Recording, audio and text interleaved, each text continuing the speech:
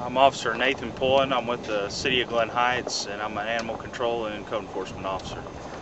Fantastic. So we've got an expert here who sees this problem every day. When I hear about this problem, I automatically think about spaying and neutering. Is spaying and neutering our pets the single solution to this problem? Well, spaying and neutering is definitely a good thing to do. I would suggest anybody that has any kind of a pet that has no intentions of doing any specific breeding or what have you, or actually has a business where they breed animals, I would definitely suggest spaying and neutering for population control, and as well as a couple other issues too. Spayed and neutered animals also have a tendency to not want to wander around versus an animal that's unsterilized. What are some of the other things people can do to help solve or stop contributing to this problem of animal overpopulation?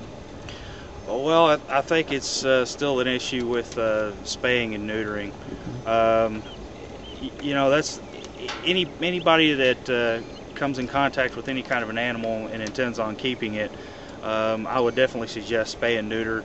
If you adopt an animal for from a shelter, if it's not spayed or neutered, it's required under statute that it be done so within 30 days. However, there are some shelters and some adoption facilities that do spay and neuter their animals. Tell us how this problem affects our community. As far as stray animals roaming the area is concerned, there's several different things that you're dealing with. One, you know, again, I'll say rabies control is one of the most important issues.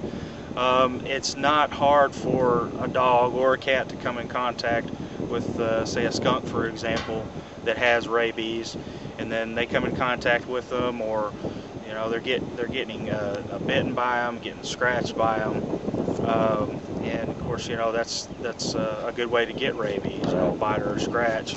And then that dog shows up at someone else's house, and then their mom and dad pet the dog, little brother, little sister pets the dog, and then of course from there that's a big issue, because now we have some people that are exposed to rabies. So it could get people sick.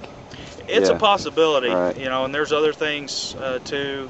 A stray dog wanders into the yard and gets the family dog sick, the family cat sick, or injures the dog or cat, or even the most important things, especially important to most animal control officers, is if you do come in contact with any animal for that matter, especially a dog or a cat, and you've been bitten or scratched, please call your local animal control division, or you can call 911 because it is considered an emergency, because that does count as an exposure to rabies. Rabies vaccinations is required by the law. Everyone has to do it by the time that animals, dogs and cats that is, are 4 months of age or older. Why do you care about this problem and do the job you do? Well, animals know no wrong. They come into this world, and you know, they're innocent, you know, and it's up to us to take care of them. It's up to animal control officers everywhere to take care of any kind of an animal that's out running around at large, or creating a nuisance, or what have you.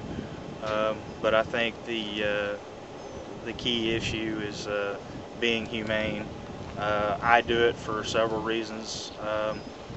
My main reason is to protect the health and safety of the public.